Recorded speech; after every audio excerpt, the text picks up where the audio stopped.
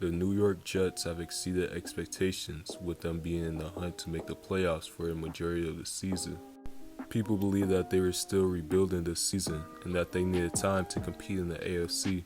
The Jets proved many people wrong and showed that they were ready to take that next step. Their defense played amazing this season, where they kept their team in most of the games they played in. The main reason why their defense played so great is because they had a lot of Pro Bowl players like Quinnen Williams, CJ Mosley, and Sauce Gardner. These players changed the culture for the Jets on the defensive side of the ball and have made opposing teams respect what they can do. Not only was the Jets' defense solid, they also had good offensive players like Garrett Wilson, Breece Hall, Elijah Moore, and Michael Carter. These players really helped the Jets' offense take that next step. When one of them had the ball in their hands, they would usually make a tremendous play that would lead to the Jets scoring points. The Jets were a well-balanced team that had a lot of potential to make the playoffs. However, one thing that held the Jets back from winning more games and being seen as contenders in the AFC was their quarterback. Their team cycled through a lot of QBs this season, and really none of them helped solve their quarterback problem. The starting QB to begin the season was going to be Zach Wilson, but he suffered a knee injury in the first preseason game. This caused him to miss the first 3 games of the regular season.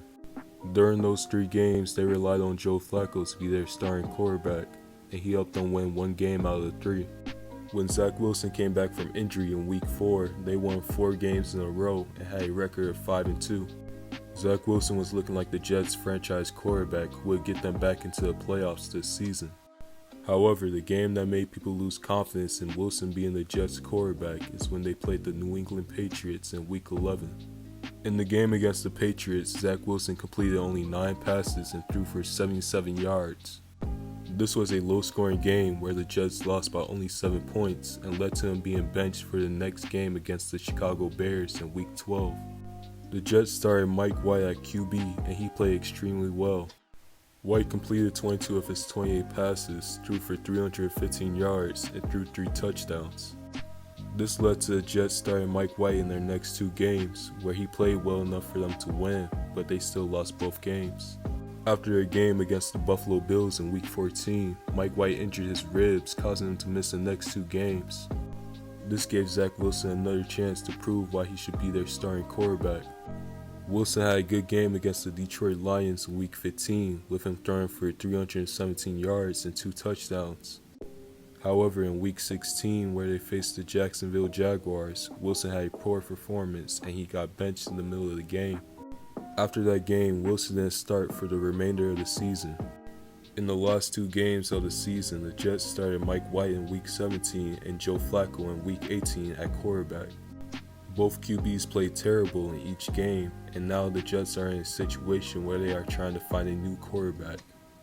It's a shame that the Jets might move on from Zach Wilson this offseason because they drafted him 2nd overall in the 2021 draft.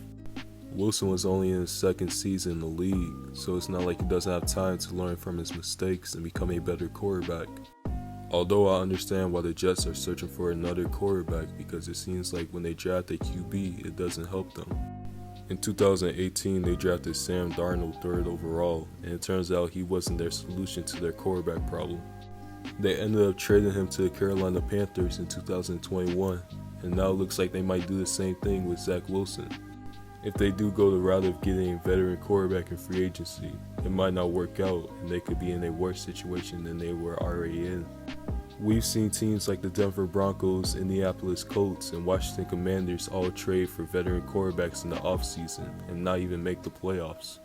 Not only did they not make the playoffs, but they gave up some sort of pick in the draft that could have been valuable towards them.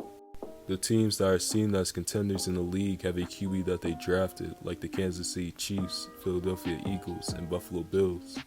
They should really think of keeping Zach Wilson and continuing to develop him. They took him with the 2nd pick in the draft, so they saw something in him that made them take him that high.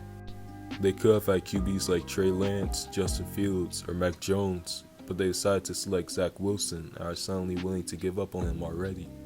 Wilson has shown flashes of how good of a player he can be, and he had a record of 5-4 when he was the starter for the Jets. I'm not saying that Zach Wilson will become one of the best quarterbacks, but keeping him is a better option than repeating the cycle of trying to find a QB to be seen as a contender in the NFL.